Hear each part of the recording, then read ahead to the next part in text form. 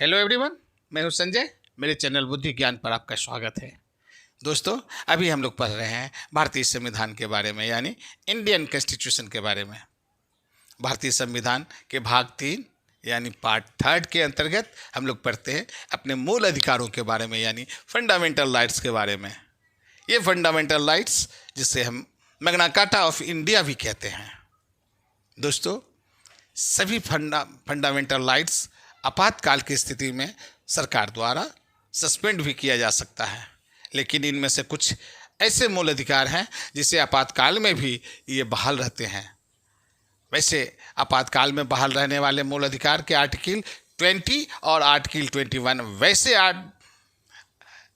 मूल अधिकार हैं जो आपातकाल की स्थिति में भी ये बहाल रहते हैं। दोस्तों, भारतीय संविधान द्वारा हमें प्रारंभ में 7 प्रकार के मूल अधिकार दिए गए हैं।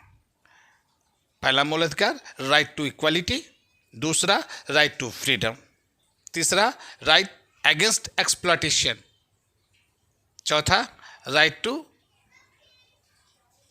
Freedom of religion,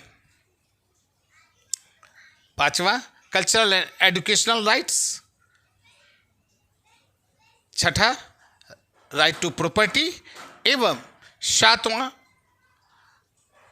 right to constitutional remedies.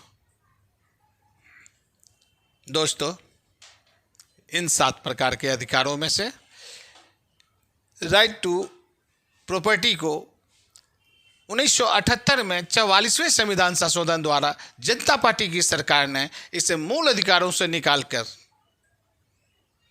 इसे आर्टिकल 300 में लीगल राइट्स बना दिया गया, यानी article 19 clause 1 sub clause F और आर्टिकल 31 को मूल अधिकारों में से निकालकर इसे आर्टिकल 300 के अंतर्गत इसे लीगल राइट्स बना दिया गया। दोस्तों, आइए अब हम लोग थोड़ा डिटेल में समझते हैं इस मूल अधिकारों के बारे में। सबसे पहला मूल अधिकार राइट टू इक्वालिटी को हम लोग चर्चा करते हैं आर्टिकल 14 टू आर्टिकल 18 के बीच में। राइट टू फ्रीडम यानी स्वतंत्रता के अधिकार को हम लोग चर्चा करते हैं आर्टिकल 19 टू आर्टिकल 22 के अंतर्गत। राइट अगेंस्ट एक्सप्लॉयटेशन यानी आर्टिकल 23 और 24 के अंतर्गत इसकी चर्चा करते हैं।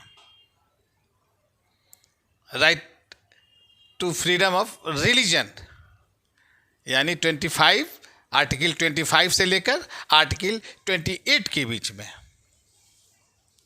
कल्चरल एंड एजुकेशनल राइट्स यानी आर्टिकल 29 और आर्टिकल 30 के बीच में इसकी चर्चा करते हैं। राइट टू प्रॉपर्टी को इससे डिलीट करके मूल अधिकारों से आर्टिकल 300 में इसको लीगल राइट्स में डाल दिया गया।